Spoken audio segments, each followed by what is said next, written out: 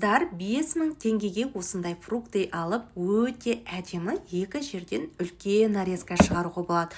Ал сіз екі жерге тек фрукты ғана қоятын болсаңыз, сіздің 20 000 теңгеңіз кетіп қалады.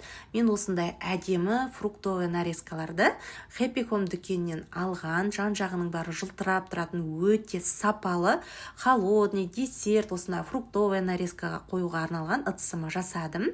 Ал енді нарезка үшін бізге 1 штук ананас, сонымен қатар 2 штук апельсин, аздаған виноград және 1 штук дракон, 2 штук груша, 2 штук банан, 2 штук киви және 7-8 штук мандарин мен 7-8 штук клубника қолдандым. Енді өзіңіз қалауыңызша кез келген жемістен жасасаңыз болады. Ең бастысы дәл осылай әдемілеп кесіп қойсаңыз, өте керемет бір-бірімен әдемі үйлесім табады. Әсіресе мандаринді осылай екіге бөлсеңіз, дастарханыңыздың сәнін одан сайын ашады.